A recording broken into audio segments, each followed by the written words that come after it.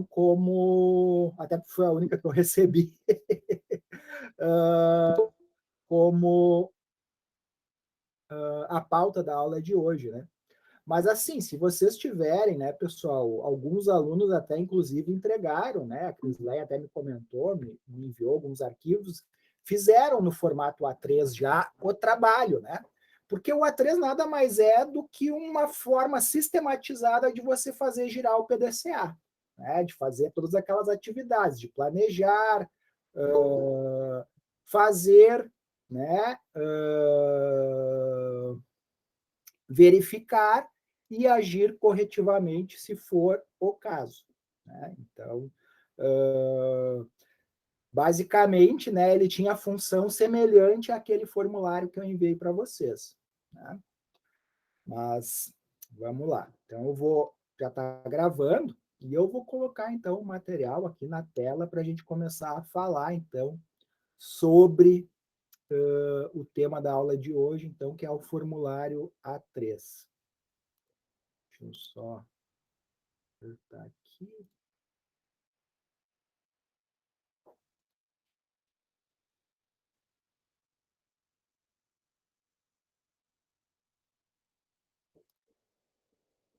Vocês só me confirmem se estão enxergando a minha tela.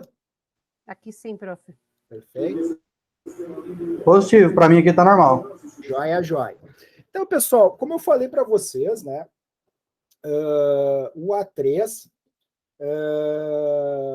ele veio para resolver um problema, por assim dizer, na aplicação do PDCA dentro das organizações, né?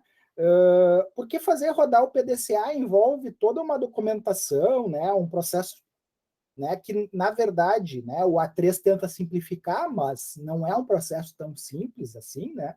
Ele nos traz uma montanha de dados, calhamaços de papel, né, ou bancos de dados online, né, que aí pode ser consultado de várias formas, mas que tornam, vamos dizer assim, esse giro do PDCA um tanto mais complexo do que deveria ser, né? Então, por isso a Toyota, né, desenvolveu uma abordagem mais simples, né? Como vocês, quem conhece a cultura oriental, sabe que eles têm a ideia de que quanto mais simples é algo, melhor é. E, de fato, né, pessoal, quanto mais simples, fica mais fácil eu treinar o pessoal, né, fica mais fácil das pessoas armazenarem a informação, né, armazenarem na sua memória como é efetivamente o processo, enfim. Né, mas quanto mais simples, melhor. Né, algo que eles levam à risca, certo? Então, uma forma, né, de fazê-lo, no caso do PDCA, né, envolveu, então, a criação, né, de um formulário, né, de tamanho A3. Né? Vocês todos, né, devem conhecer a folha A4, né, é a mais comum, né, que geralmente é a que a gente usa para fazer as nossas impressões, enfim, no dia a dia, nas organizações, né, e, na verdade, o A3, na verdade, eles seriam duas folhas A4, tá? Ele tem o dobro do tamanho de uma folha A4, e foi utilizado, né, porque era o tamanho máximo, né, que cabia numa máquina de fax. Né? Então, como a Toyota tinha, né, várias plantas em diversos locais do mundo, né, quando elaborou esse relatório, grande parte da comunicação se dava a partir desses aparelhos de fax. Né? E o A3, então, era o tamanho de papel que cabia nessas máquinas de fax. Né? Aqui até especifica o tamanho, né? 27 centímetros e meio de comprimento por 42,5 de largura. Né? Então, esse o motivo, né, de nós conhecermos esse relatório como A3. Né? Então, aqui diz até, né, que 3 furos do lado esquerdo, né, combinado com uma dobra dupla, né, permitiu, inclusive, que os relatórios fossem armazenados naquelas pastas padrão, aquelas com presilhas, né, aquelas pastas pretas que vocês devem conhecer, né? Claro que a gente está cada vez usando menos arquivo em papel, né? Mas muitos de vocês, né, com certeza ainda têm, né, lá dentro das organizações de vocês, né?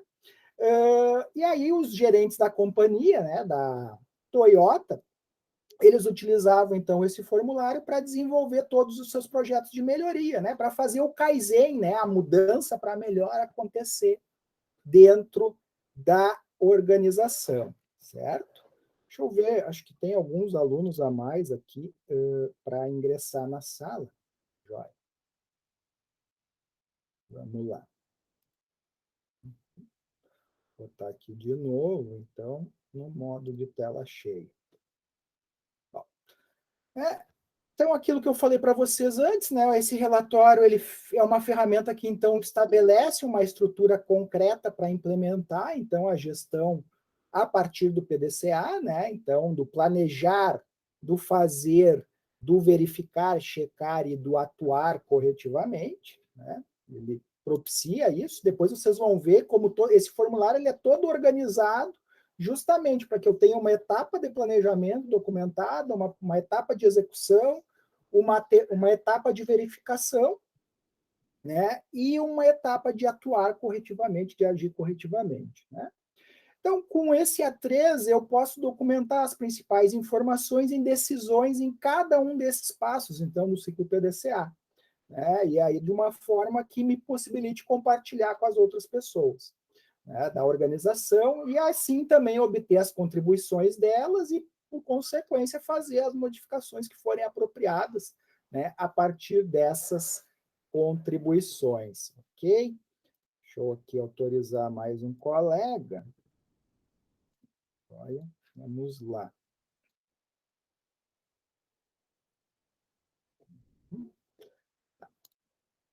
Mas aí, então, como preencher, né, esse formulário? Então, ele tem essa estrutura aqui, tá, pessoal? Claro que pode variar um pouco de empresa para empresa, né? Inclusive em relação às ferramentas que a empresa vai utilizar para fazer, então, acontecer o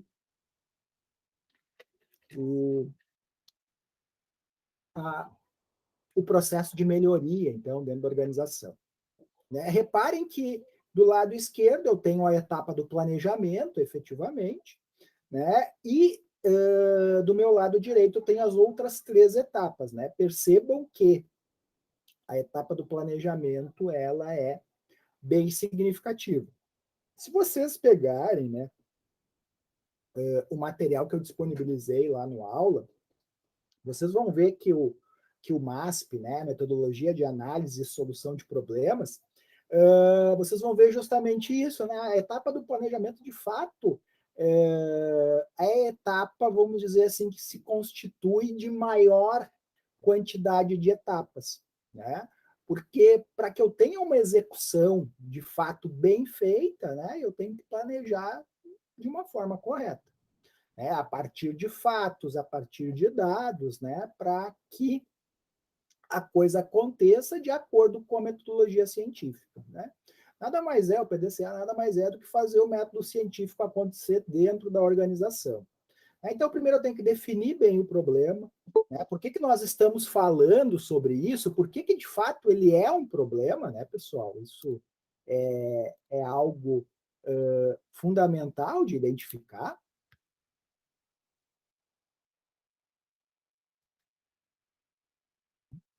Né? Qual o problema, então, do negócio que a gente está tentando resolver ou analisar? Né? É importante que eu seja bem objetivo, bem conciso. Eu preciso observar qualquer informação contextual ou até mesmo de segundo plano que seja necessária, então, para entender completamente a questão, né? E tem que indicar como esse problema afeta os objetivos da empresa, né? Ou como ele está relacionado aos valores do negócio. Deixa eu autorizar aqui mais um colega entrar. Cris, acho que na próxima a gente tem que organizar, acho que eu tenho que te colocar como organizador também, e aí tu pode ficar liberando para mim. Senão, ao longo da apresentação, eu tenho que ficar liberando um a um, e aí interrompe para os demais, né? Mas aí Não, eu estava pensando há pouco, mas não aparece nada aqui para mim mesmo. Não, eu tenho que te colocar, tenho que compartilhar contigo como organizadora do Meet. A próxima a gente lembra. Exato. Se eu esquecer, por favor, me lembrar, eu agradeço. Tá. Vamos lá. Vamos lá, voltar então aqui. Bueno, né? Depois eu vou para o estado atual, né? Identificar então o que está acontecendo a partir de fatos, né? Datas também, horários, enfim, né? Quanto mais específica forem as minhas folhas de verificação, né? Mais dados, né? Eu vou ter para entender um determinado problema, né? Vocês sabem, né? A folha de verificação, quanto mais detalhes ela tiver, né, eu consigo ir mais a fundo na causa raiz dos problemas. Então, vocês vão ver que em algumas empresas vai ter maior quebra na produção, quebra de máquinas no turno da noite, por exemplo. Isso é uma coisa bem comum, porque, em geral, as pessoas, né, a grande maioria de nós foi feita, né, para dormir no horário da noite, né, especialmente o horário da madrugada, né, que aquelas empresas que operam os 3 turnos, né, sabem bem como é, né? Então, normalmente lá no turno da noite eu acabo tendo mais problemas, né? Mais acidentes de trabalho também, justamente por essa variável do sono. Mas isso, por exemplo, eu estou falando para vocês em linhas gerais, né? Daqui a pouco na empresa de vocês só vão ter certeza de que esse achismo, vamos dizer assim, é fato a partir do momento que vocês conseguirem medir isso, né? A partir então, de uma folha de verificação que indique lá os horários, né? Qual o colaborador, né? Ou qual equipe, ou qual time de trabalho, se o da manhã, ou da tarde, ou da noite estava operando, enfim. Né? Quanto mais esmiuçado, mais detalhes eu vou ter para achar a causa raiz, né? Seja ela sono, ou seja lá que outra variável, né, contribuir para esse problema. Então é importante também ser visual, né? Uma das dicas, por exemplo, é utilizar o gráfico de Pareto, né? E aí vocês devem lembrar bem que inclusive naquele exercício que eu dei para vocês do MASP, né? A folha de verificação antecede o gráfico de Pareto, né? Para que eu possa desenvolver o Pareto, eu preciso ter essa folha, né? Gráficos e esboços, né? Então, inserir um diagrama que ilustre como o processo atual funciona, ou um fluxograma, né, como até diz ali na sequência. É importante que eu deixe o problema bem claro, né, para todos aqueles que vão precisar resolver o problema. Preciso destacar aqueles maiores problemas, os grandes problemas, né? Então, aí está aí uma das funções do Pareto, né? Eu conseguir identificar qual é aquele que mais, quais as causas que mais contribuem para a ocorrência daquele determinado problema que eu estou investigando, né?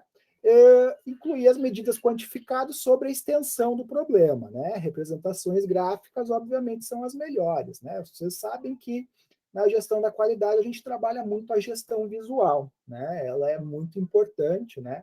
Na medida que as pessoas compreendem, né? Mais facilmente onde é que a gente quer que elas cheguem, né? Tem uma frase do Goldratt, né? Que é o pai da teoria das restrições, né? Que ele diz assim: me diga como me medes e eu te direi como me comportarei. É uma variação daquele ditado popular, né? Que nos diz, né? Que de fato, né, pessoal, a partir do momento que eu sei como eu estou sendo avaliado, sendo medido, né? Fica mais fácil me moldar aquele comportamento.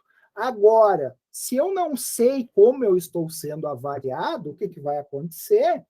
Eu vou me comportar da forma que eu achar melhor. E daqui a pouco a forma que eu acho melhor não é a mesma forma que a empresa acha melhor. Aliás, muitas vezes, né, as expectativas são distintas, né? Eu penso de uma maneira, né? Inclusive, né, agora recentemente a gente tem falado no cringe, né, que seria na minha geração pagar mico, né? Aquela coisa que está já fora de moda, fora dos usos e costumes, né, atuais, mas na verdade, né, isso acaba acontecendo porque a gente não sabe,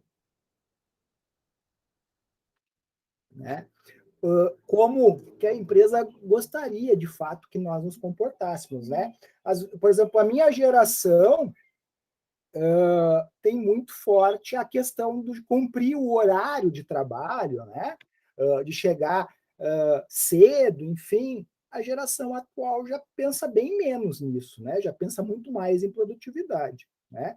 Aliás, muitas empresas que tinham esse modelo mental, inclusive mais voltado para, desculpa a expressão, horas bunda na cadeira, né? Tá cada vez mais exigindo o quê do colaborador, né? A gente escuta cada vez mais a palavra entrega, né? O que eu estou entregando para a organização de resultado? Então, isso é algo que, de fato, hoje está bem mais em voga, né? Do que propriamente estar lá no local de trabalho. Mas isso para boa parte das funções, mas nem todas. Vejam, por exemplo, aqueles colaboradores que estão na linha de frente no atendimento ao cliente, por exemplo. A loja abre às 9h, né? O colaborador tem que estar lá às 9h. Né? Por quê? Porque não dá para eu anunciar que abro num horário e chegar às 9h30, né? Meu colaborador chegar às 9h30 e não tem ninguém lá para atender, eu vou estar cheio de reclamação. Né? Para aquela função, eu preciso que a pessoa seja comprometida com o horário de fato. Né? Mas, eventualmente, para outras funções, onde as competências e as habilidades exigidas, né, os resultados são outros, aí não. Né? Então, isso a gente tem que fazer a avaliação e também saber justificar, né? Porque a gente sabe que dentro da organização, né, em geral, as pessoas ficam se comparando umas às outras, né? E aí, nessas comparações, de fato, né, a gente tem que ter argumento, né, para que as pessoas se sintam, né, em pé de igualdade, né, em termos de avaliação, né? Claro, cada um avaliado conforme a sua função. Né? Depois eu vou colocar o estado desejado, né, ou a meta, onde é que eu quero chegar efetivamente. Né? Isso pode ser feito a partir de um diagrama, né, que vai ilustrar como o processo proposto vai trabalhar após as melhorias. Então, daqui a pouco eu posso colocar, né, o estado atual, né, um fluxograma, né, de como é, né, para depois elaborar um fluxograma de como vai ser. Né? Para quem trabalha com anotação BPM, né, BPMN, tem sido muito utilizada na melhoria dos processos de negócio, a gente tem o as is, né, ou seja, como é o processo, né, e o to be, como eu pretendo que ele seja. Né? Basicamente é isso, eu poderia representar o estado atual de um processo de negócio, né, com X atividades, né, que vão levar um determinado tempo para acontecer, né, e vou buscar, por exemplo, um novo modelo para esse processo de negócio, onde eu vou ter menos Y atividades, onde eu vou reduzir o tempo, né, o meu lead time total de produção de forma bastante significativa, enfim. Né? Posso também aqui ter no estado atual, posso ter um mapeamento do fluxo de valor, né? Posso ter um mapa do fluxo de valor atual e um mapeamento do fluxo de valor futuro. Né? Então, posso trabalhar com diferentes formatos aqui, né, para ilustrar o estado atual e aonde eu quero chegar. Depois vou para a etapa de análise. Né? Vou autorizar aqui mais uma colega entrar. Vou para a etapa, então, de análise, onde eu vou listar, então, os principais problemas, né? Eu posso utilizar a técnica dos 5 porquês, né, para chegar à causa raiz, né?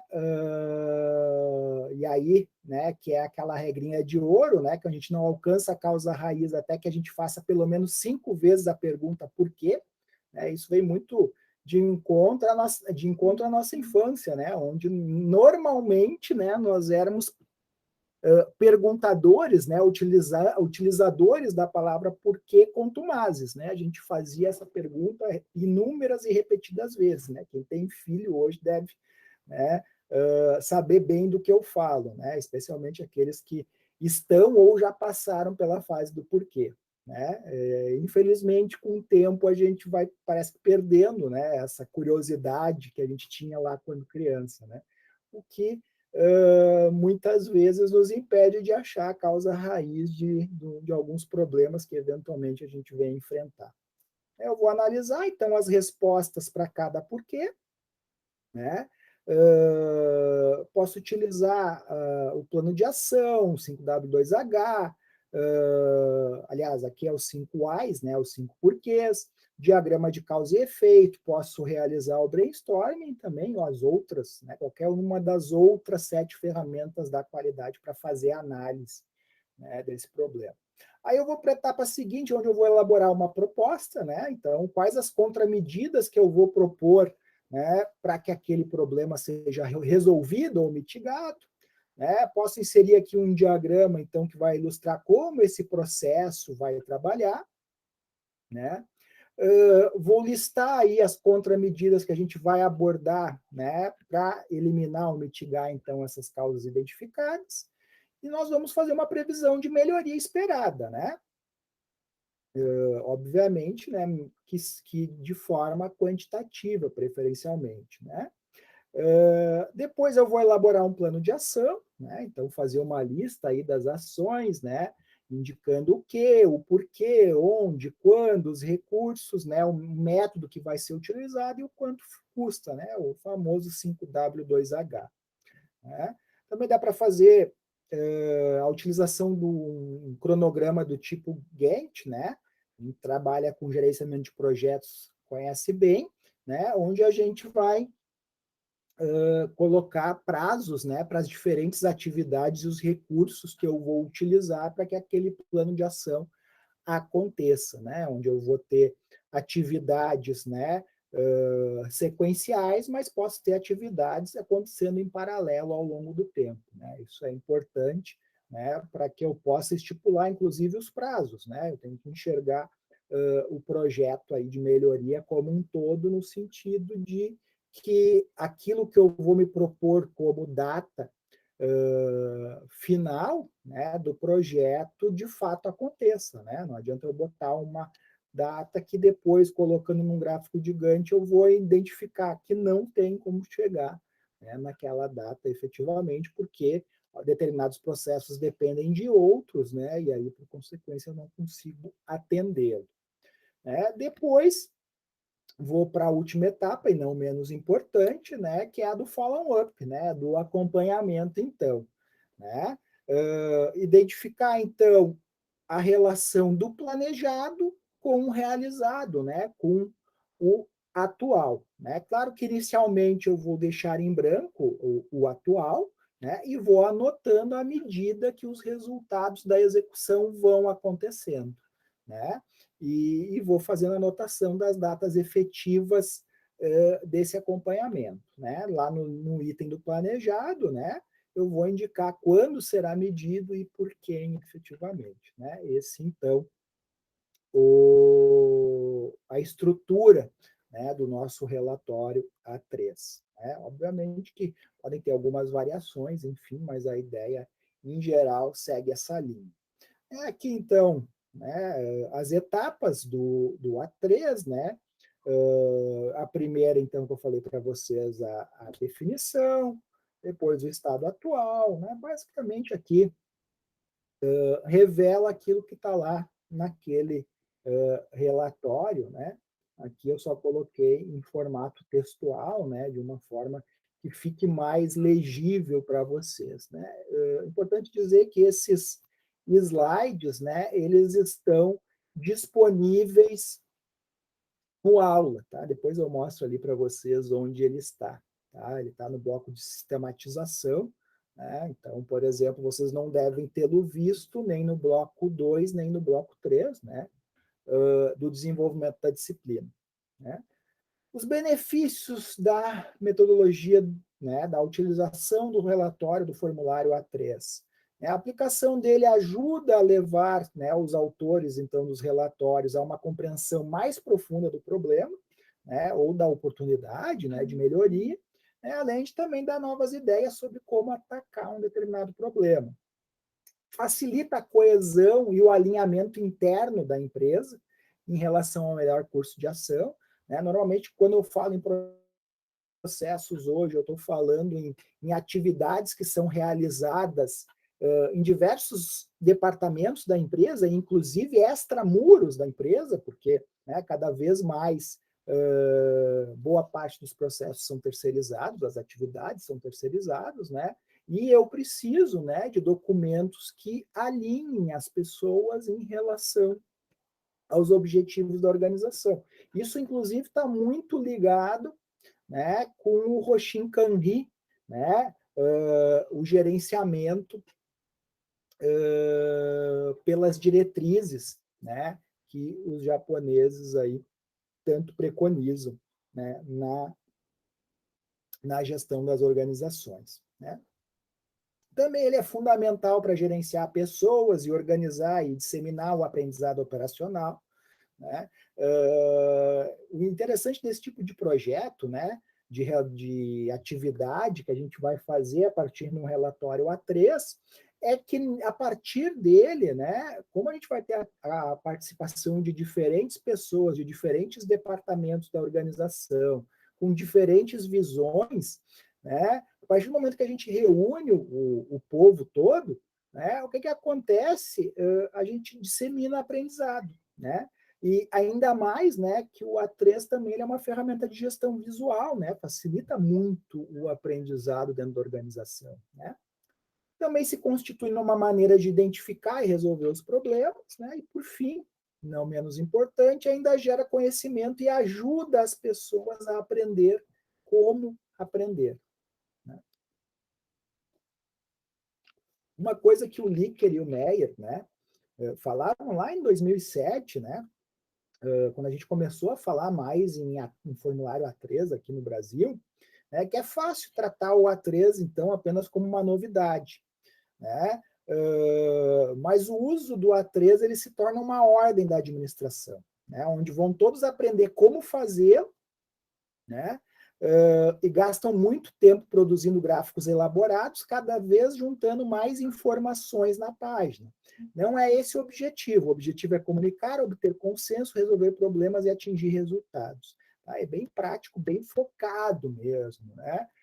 Não adianta eu perder tempo, né, para fazer um template, né, bonito desse A3, né, e não ser efetivo na solução, né? Ou demorar demais para desenhar, né, esse meu formulário e perder mais tempo na hora de desenhar do que na hora de fazer acontecer o que está lá no papel, né? Então, eu tenho que cuidar com isso, né? É uma recomendação aí dos autores, né? O importante nesses relatórios, né, não é efetivamente a elegância com que se preenche cada uma das seções e se traçam os gráficos atraentes, mas sim o processo de comunicação, né, que perpassa os colaboradores da empresa. Que a bibliografia que eu utilizei aqui para falar um pouco para vocês do A3, né, e quero apresentar para vocês, então, um relatório, né, para vocês visualizarem, então, na prática isso. Tá? Que foi feito num outro semestre, né, por um colega de uma turma anterior do curso, né, que gentilmente me cedeu a possibilidade de apresentá-lo para vocês, né? Então, o meu primeiro item ali é a definição, né? Então, aqui havia atraso na distribuição de bebidas, né, o que obviamente é um problema para a produção, para a empresa como um todo, né? E no ano passado, né, no caso 2019, aqui esse relatório é de 2020, né, eles tiveram apenas 6 atrasos na distribuição. Já lá em 2020, nos primeiros 6 meses, eles tiveram 48 atrasos, né? Algo gigantesco, né? Perto do que eles tiveram no ano anterior. Vejam que aqui eles colocam um gráfico, inclusive, para representar a situação, né? Tiveram 2 atrasos em janeiro, 3 em fevereiro. Só no mês de março aqui eles já tiveram mais atraso do que no ano todo anterior. E em junho, então, nem se fala. Eles tiveram só em junho o dobro de atrasos que eles tiveram ainda no ano anterior.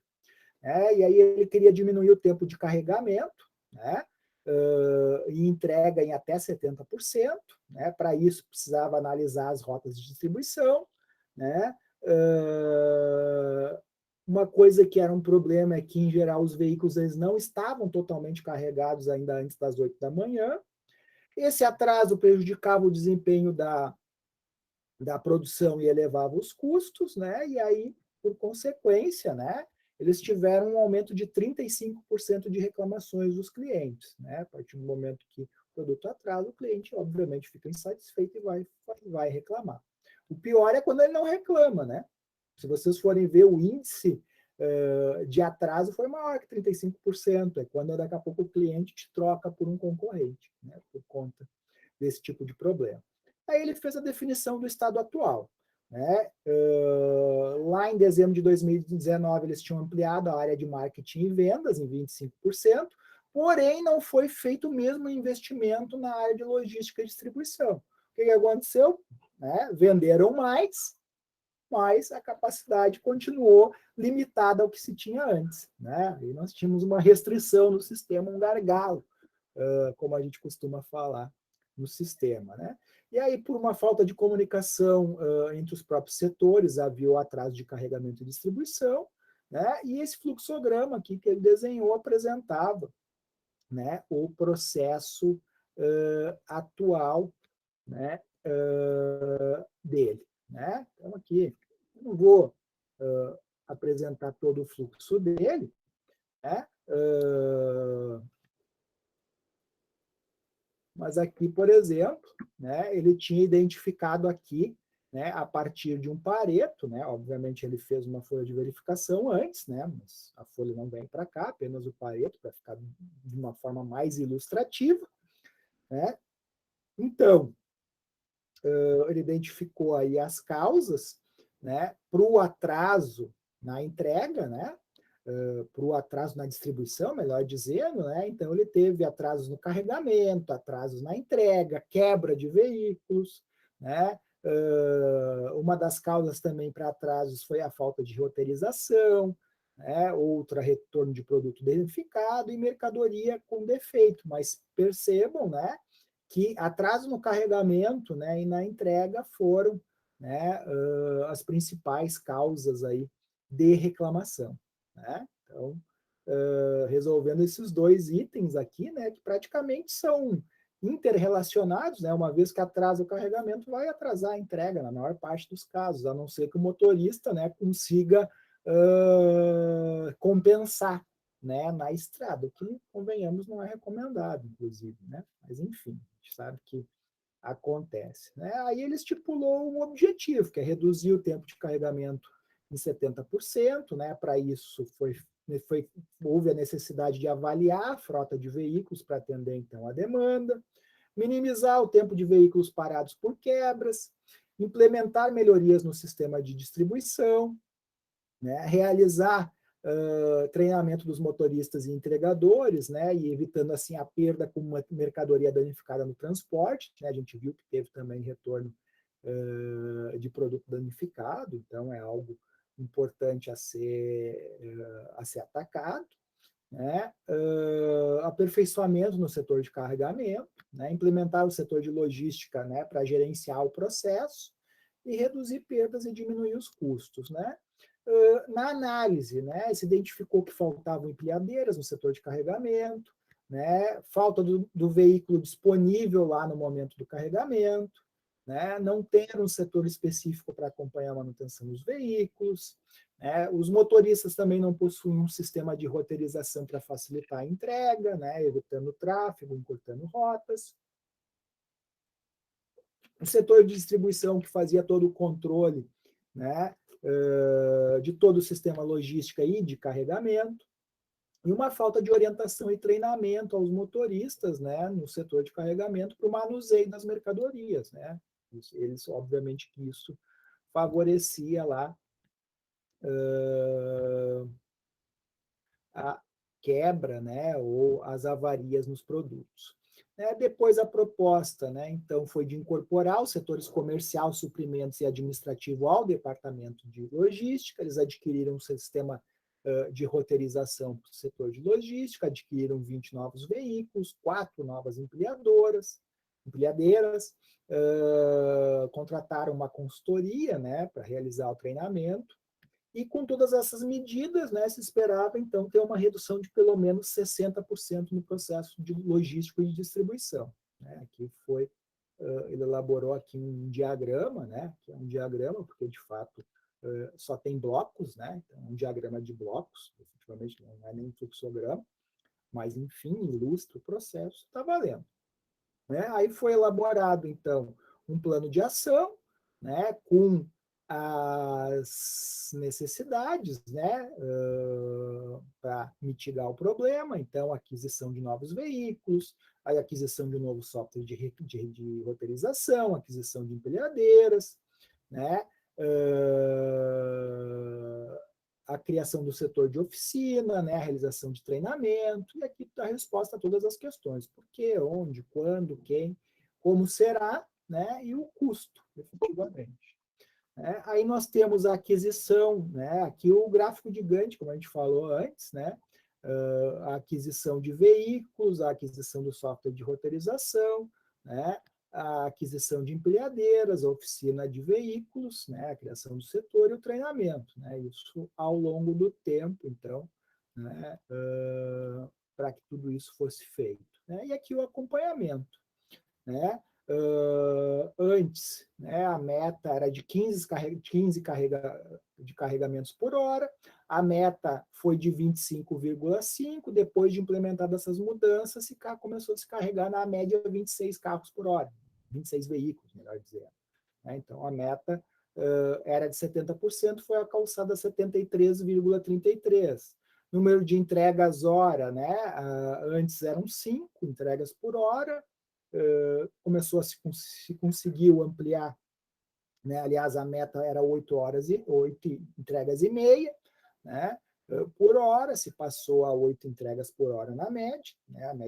A meta era de 70% nesse indicador, chegou a 60%. Né? Depois, a realização de rotas, a quantidade de quebras, né?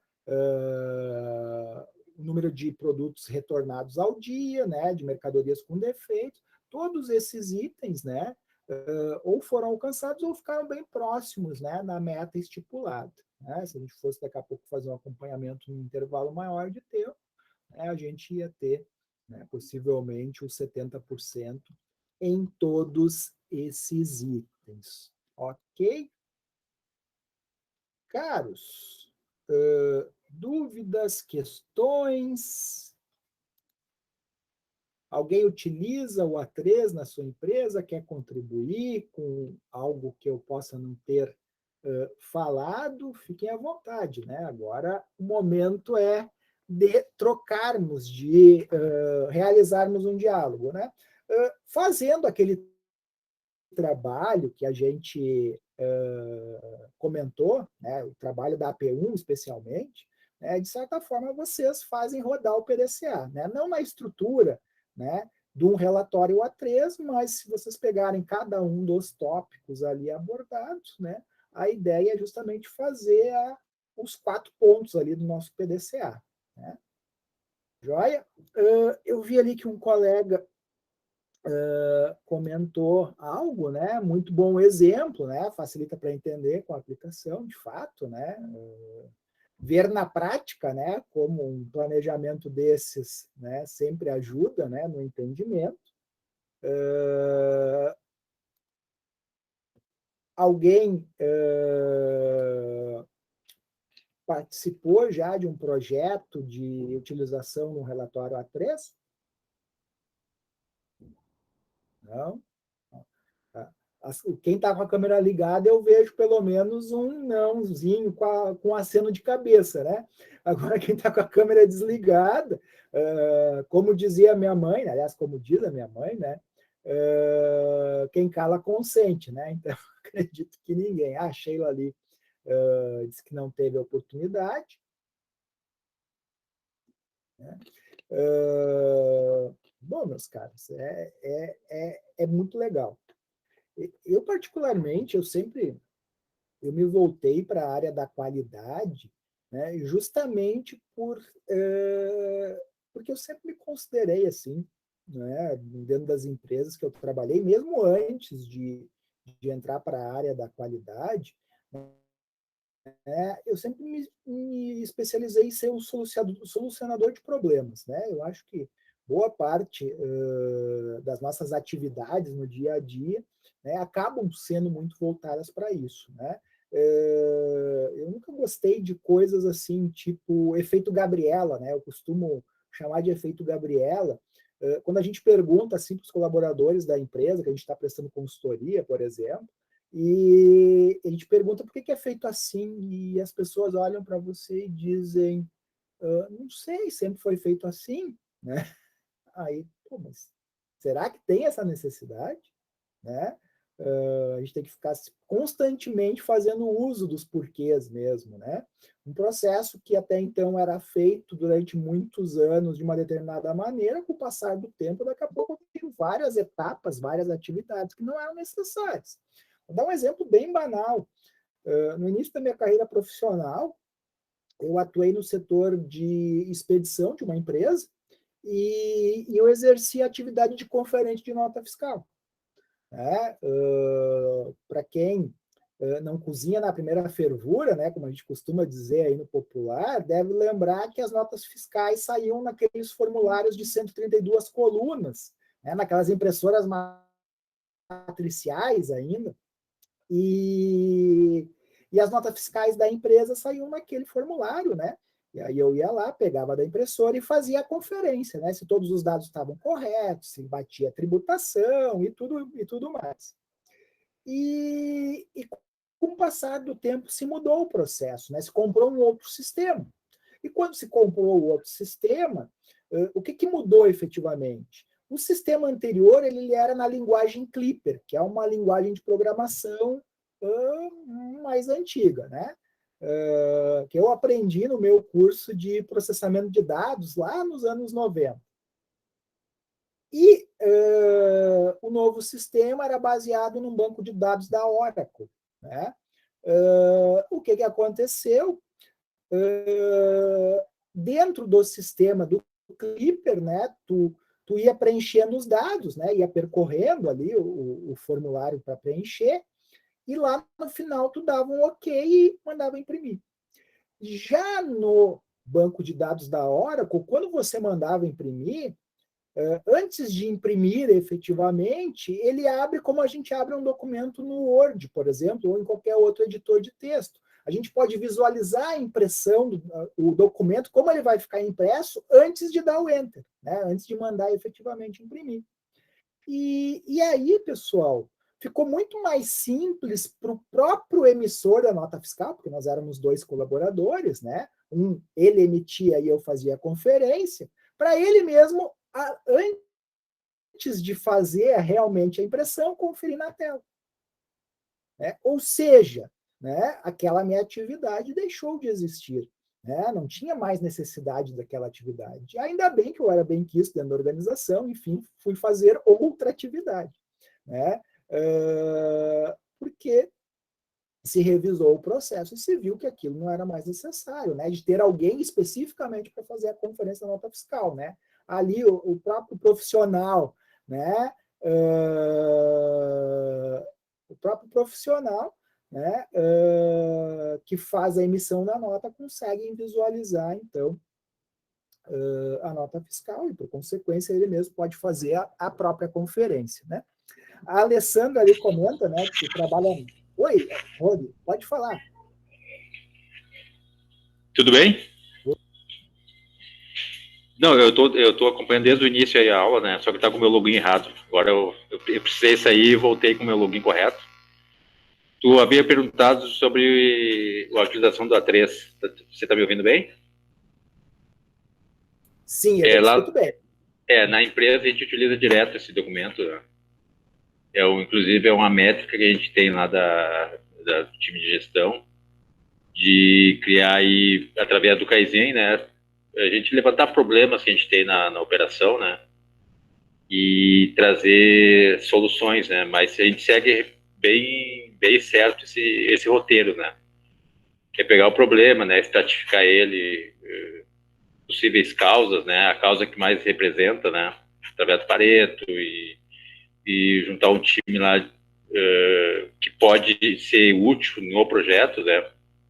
Então, por exemplo, a gente costuma pegar pessoal da qualidade, pessoal da engenharia, né? Pessoal da operação, né? E para cada um, dentro do seu conhecimento, né? A gente poder contribuir em forma de brainstorming, né? É aquilo que pode determinar uma causa, né? E a gente opta, geralmente, né? Faz o estudo da causa, né, ou faz a votação, a gente usa até a votação para determinar aquela causa e fazer um trabalho, um plano de ação para a gente poder, né, atingir o objetivo, né? Então no caso para mim, falando particularmente, é bem presente esse documento lá na empresa. Show. É importante a gente ter depoimentos como o teu, para poder mostrar, né, que não é só exemplo, não sei, não falaste em que empresa trabalha, nem é necessário, né, mas para não ficar, às vezes, parecendo que daqui a pouco é um exemplo distante, só multinacionais como a Toyota ou outras grandes fazem, né, isso está cada vez... Eu vou compartilhar, tá, para vocês o nome da empresa, né, é a GM, Gravataí, né, segmento automotivo. E agora eu estou no segmento na Ciber, em Porto Alegre, né? Que é uma montadora de implementos rodoviários. Então a gente tem muito forte isso aí a nível até da diretoria, né? Sim, então a gestão precisa, vamos dizer assim, é uma métrica de cada um ter planos de ação aí, tanto para save, né, quanto para redução de custo ou para aumento de eficiência, de produtividade da operação. Então, realmente é uma ferramenta muito importante mesmo para a operação, né? Então, eu recomendo quem puder implementar na sua empresa, né, e utilizar essa ferramenta, porque ela realmente traz os resultados, né, desde que realmente você cumpra todas as etapas e, principalmente, o Kaizen não termina quando tu entrega o documento lá no setor de qualidade, né? Começa achar a tua solução, a partir de tu começa a implementar e acompanhar os resultados, né, para ter um antes e depois, né? Então, essa é a minha contribuição que eu posso dar aí para vocês. Joia, te agradeço muito. É sempre bom a gente ter depoimento dos alunos para referendar o que a gente está comentando, né? Para não ficar, parece que é conto do professor, né? Não. Realmente assim, é bem. A gente perfeito. Tem a assinatura, né? Eu tenho aqui, aliás, deixa eu só comentar, né? A Alessandra aqui, ela escreveu no chat, né? Que trabalha na sede administrativa das lojas Renner, e que esses exemplos eles são muito bons para passar aos fornecedores, né? Visto que a indústria têxtil é muito volátil, né? E por consequência disso sofre muito devido a esses problemas, né? Que as fábricas estão malucos, né? De fato, né? A indústria têxtil, tá? A minha esposa tem loja e a gente sabe como funciona, né? De fato, muitas vezes ficamos malucos, né? Porque, especialmente, né, a gente que tem comércio, né, nossos fornecedores são pequenos,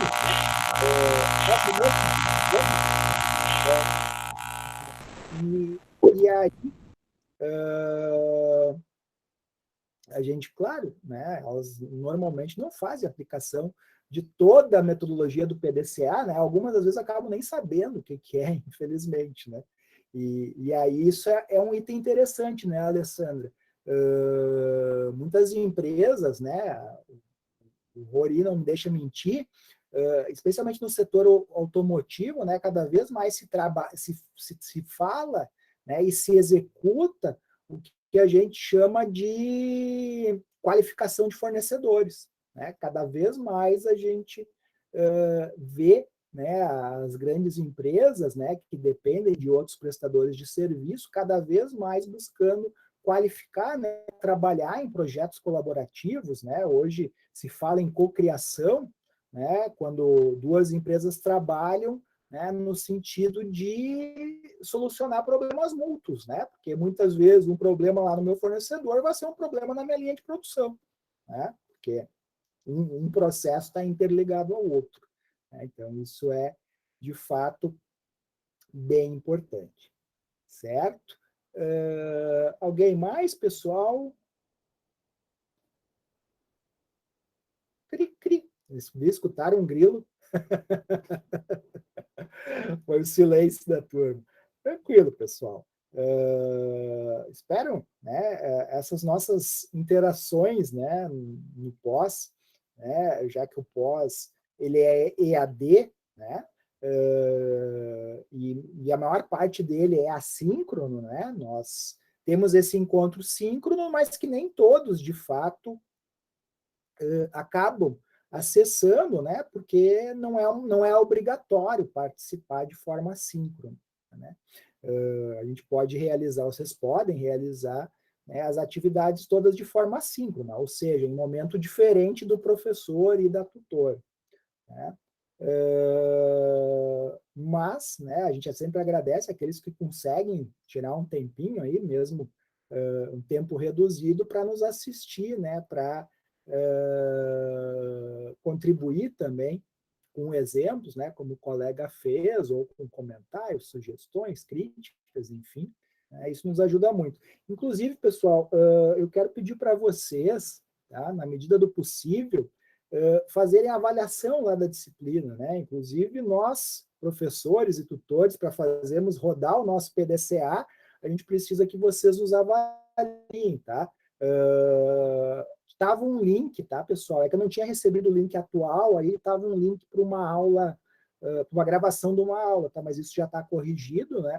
A gente colocou lá o link de avaliação, aí vocês conseguem entrar lá no bloco de sistematização da disciplina, eu vou mostrar aqui. Aliás, vou mostrar se eu colocar no compartilhamento de tela, né? Senão, eu só vou falar e vocês vão acreditar no que eu digo, né?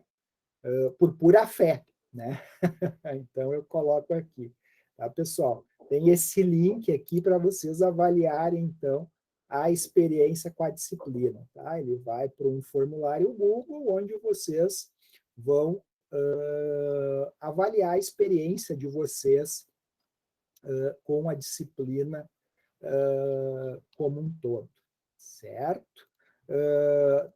Também, além disso, né, pessoal, quero falar sobre, né, os slides que eu utilizei, né, para a aula de hoje, eles estão aqui nesse arquivo, né, no bloco, né, de sistematização, né, onde tem aqui a apresentação, então, né, tem um exemplo de um trabalho envolvendo pesquisação, né, que é o formato da avaliação final para aqueles que efetivamente precisarem fazer a avaliação final, tá, pessoal?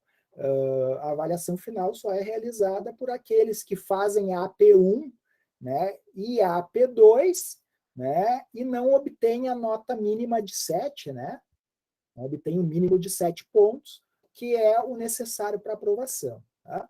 Em geral, né, a Crisleia pode me desmentir, mas em geral, né, daqueles que entregam as duas atividades, né, salvo se entregarem algo muito fora da curva, né, acabam, né, obtendo 7 pontos. Né? Quem normalmente não obtém 7 pontos é porque normalmente deixou de entregar uma ou as duas atividades. Né?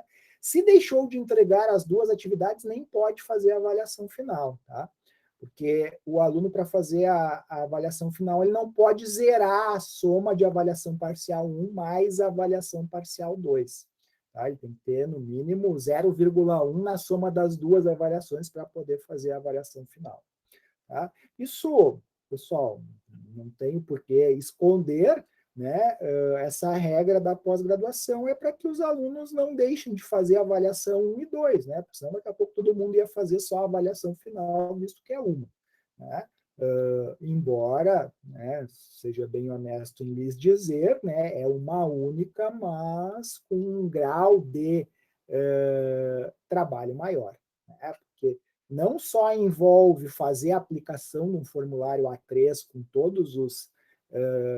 com todas as etapas do PDCA, mas como também obriga a escrever basicamente um mini artigo científico, né?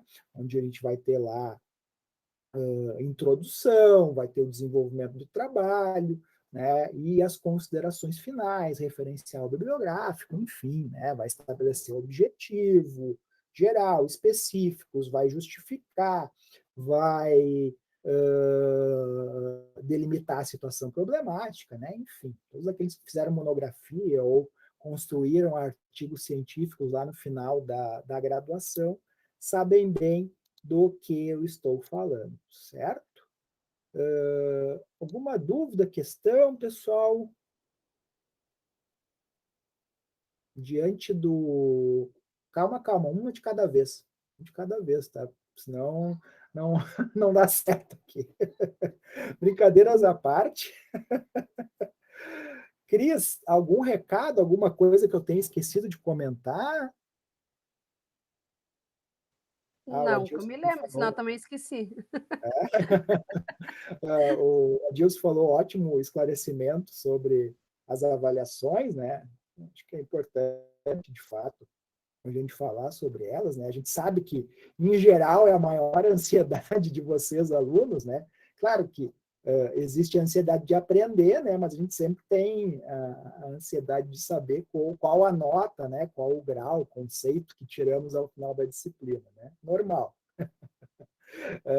Eu mesmo, né? Eu não sei se a Cris também, mas nós mesmos agora recebemos da UBRA, né, uma missão de nos reciclarmos, né? Vamos todos fazer um pós, quem ainda já não o fez, em tecnologias aplicadas à educação. E a gente vai ficar como vocês, né? Vai ficar do outro lado aí da câmera, né?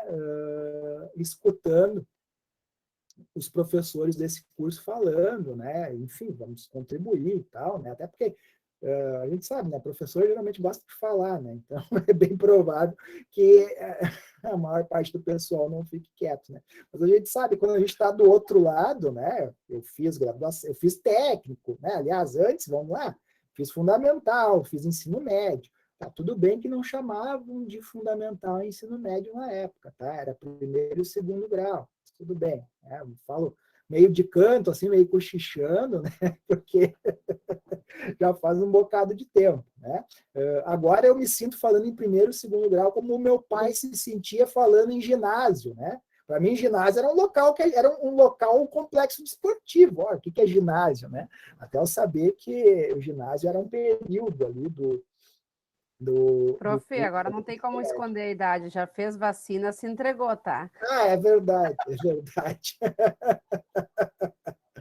É fato mesmo. Mas, enfim, quando a gente está do outro lado, a ansiedade pega também por conta das notas, né? Desde a época lá, então, do ensino fundamental, do ensino médio, ensino superior, né? Pós-graduação, especialização, mestrado, enfim, né? A gente se entrega. Joia, joia. Meus caros, não havendo dúvidas, questões, né, eu vou me despedir de vocês, né, desejando que vocês tenham sucesso na finalização da disciplina, né, alguns só no aguardo aí da avaliação parcial 2, né, para se despedir da mesma, outros talvez nos acompanhem, né? Eu acredito que quem está nos assistindo ao vivo, dificilmente, né? Normalmente a experiência me diz que geralmente quem vai lá para F, não é nem quem não comparece ao encontro, é quem, além de não comparecer ao encontro, não assiste depois, né? Simplesmente empurra com a barriga, como a gente costuma dizer. Mas, enfim, né, a gente deixa registrado aí na gravação também essa observação, né? Se a gente fizer um diagrama de correlação, né, Crisley, se a gente colocar do lado lá, né, do aluno, no atributo 1, assistiu a aula online, 2, assistiu a aula gravada, 3, não assistiu a aula, e na outra variável, precisa de AF, não precisa de AF, a gente provavelmente vai encontrar uma correlação positiva entre aqueles que não assistiram, né, e tem a necessidade, então, de fazer AF, né? Então, meus caros... Um nome que eu sei que ficou em AF não está aqui, então... É um nome que eu me lembrei, não está aqui. Tá joia. Meus caros, muito boa noite, um fraterno abraço e o desejo de sucesso a todos vocês. E quiçá a gente se encontre aí nos corredores da vida, né? Seja academicamente, em outras disciplinas, outros cursos, ou até mesmo profissionalmente. Joia? Gratidão e até algum dia, né? Tchau. Tchau, boa noite a todos. Abraço. Valeu, pessoal. Obrigado. Internacional.